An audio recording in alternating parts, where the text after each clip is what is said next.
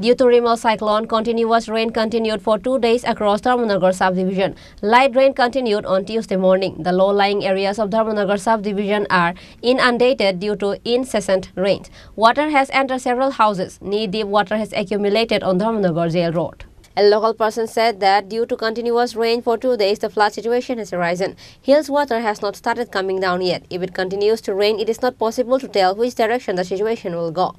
Electricity service has been disrupted in several areas. Ordinary people are suffering currently.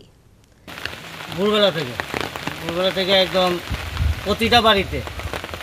কারো উঠানে কারো ঘরে এদিকে একটা গলিতে ছিল একজন হ্যান্ডিক্যাপ মানে এমন অবস্থা জল ওনাকে বের করাই অনেক মুশকিল ফায়ার সার্ভিসে খবর দেই ফায়ার সার্ভিস আসে ওনারা বের করে নিয়ে যায় আর আমাদের এখানে রামঠাকুর আশ্রমে একটা অস্থায়ী শিবির করা হয়েছে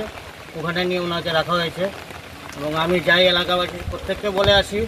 যে রামঠাকুর আশ্রমে অস্থায়ী শিবির করা হয়েছে বেশি অসুবিধা হলে আপনারা রামঠাকুর আশ্রমে আসবেন কত পরিবার আছে এখানে বর্তমানে প্রায় তো এই ছড়াপাড়া এলাকায় 250 পরিবার আছে প্রত্যেকের বাড়ি থেকে জল প্রত্যেকের বাড়িতে জল উঠার পর কোনো এনডিআরএফ বা কোনো মহকুমা শাসক এসেছেন প্রশাসন থেকে লোক এসেছিল এসে দেখে গেছে মহকুমা শাসক এসেছিলেন মহকুমা শাসক আমার সঙ্গে দেখা হয়নি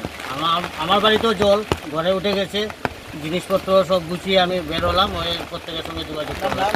আমার নাম কিছু সঞ্জন দে ওয়ার্ড কাউন্সিলর ডিএমসি 7 নম্বর ওয়ার্ড উঠেছে জল তো বৃষ্টি দিলেই জল